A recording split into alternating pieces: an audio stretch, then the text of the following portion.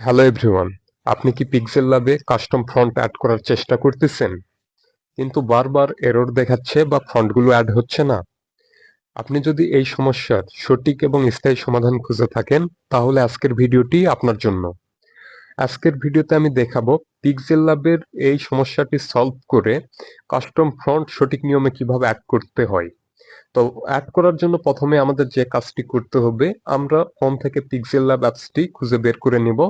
নেওয়ার পরে অ্যাপসের উপর আমরা ট্যাপ করে ধরে রাখবো। ধরে রাখলে আপনার সামনে ঠিক এরকম একটি পেজ আসবে, share, remove, uninstall app info. আমরা এখান থেকে অ্যাপ ইনফোতে ক্লিক করে দিব। ওকে, ক্লিক করে দিলে আপনার সামনে ঠিক এরকম আরেকটি পেজ আসবে।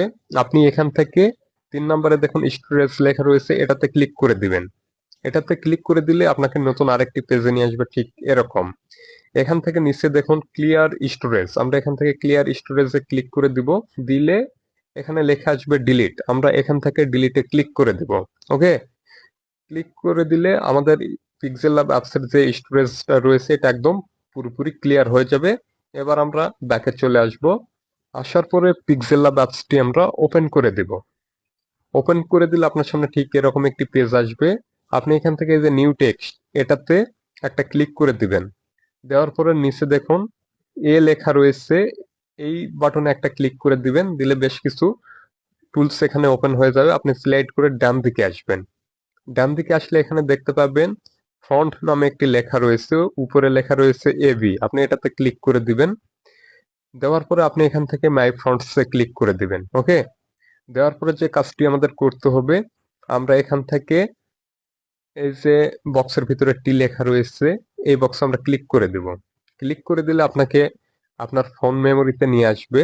এখান থেকে সরাসরি আপনাকে ডাউনলোডে নিয়ে আসবে, এই যে ডাউনলোডে নিয়ে আসছে। আপনি যদি সরাসরি এখান থেকে ডাউনলোডে ক্লিক করে আপনার ফন্টগুলো অ্যাড করেন তাহলে কিন্তু ফন্ট অ্যাড হবে না। মেন সমস্যা হচ্ছে আমাদের এখানে, আমরা এই থ্রি লাইনে ক্লিক করে দিব।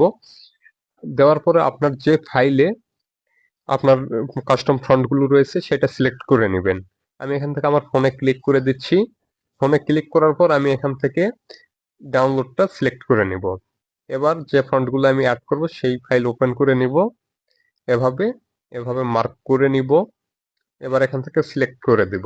তাহলে দেখুন ফন্টগুলো অ্যাড হয়েছে। আপনি যদি এভাবে ফন্ট অ্যাড করেন আপনি যে কোনো কাস্টম ফন্ট অ্যাড করতে পারবেন। তো ভিডিওটি যদি ভালো লাগে অবশ্যই ভিডিওতে একটি লাইক দিবেন। আপনার মূল্যবান মতামত কমেন্ট বক্সে জানিয়ে যাবেন। আজকের মতো এখানেই বিদায় নিচ্ছি।